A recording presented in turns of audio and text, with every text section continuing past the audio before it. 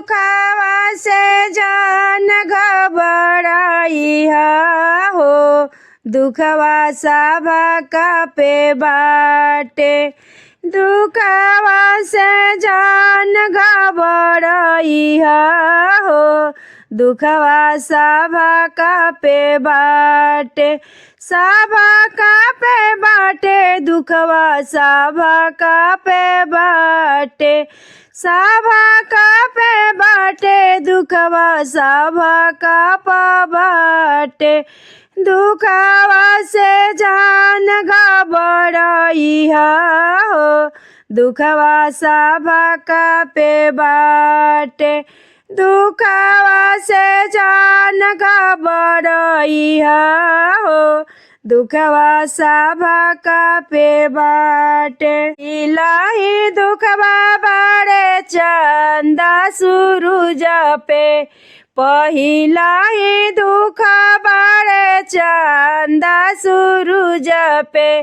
चंदा सूरज पे हो चंदा सूरज पे, अरे उनाहू पे लागल गरहनवा हो, दुखवा सबका पे बाटे। अरे उनाहू पे लागल गरहनवा हो, दुखवा सबका पे बाटे। अरे दुखवा से जान घबराई हो, दुखवा सबके पबाटे।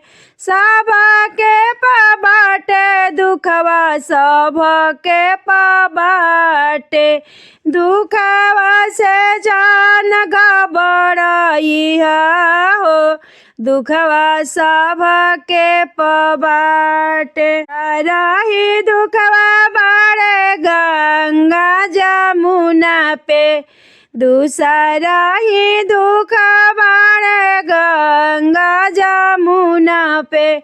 गंगा जमुना पे गंगा जमुना पे, अरे उनाहू पे पड़ल बालू रे तावा हो, दुखवा सबका पे बाटे।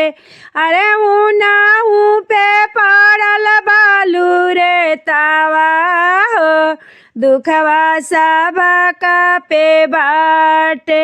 अरे दुखवा से जान घबराई हो, दुखवा सबका पे बाटे।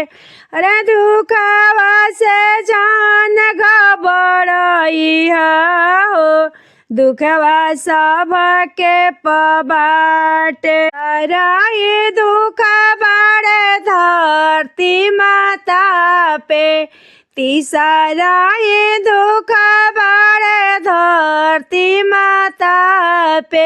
अरे फाट गईले उना पर बेवैया हो, दुखवा सबके पबाटे।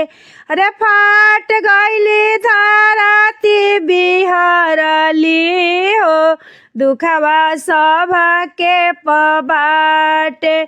दुखवा से जान घबराई हो, दुखवा सबके पबाटे। सबके पबाटे दुखवा सबके पबाटे। दुखवा से जान घबराई हो, दुखवा सबके पबाटे। चौथा ही दुख बाड़े राधा कृष्ण पर, चौथा ही दुख भइले राधा ही कृष्ण पे। अरे उनाहू में लागल गरहनवा हो, प्यार कबहू न मिलले। अरे उनाहू के बीच में दररवा हो, प्यार कबहू न मिलले। दुखवा से जान घबराई हो, दुखवा सबका पे बाटे।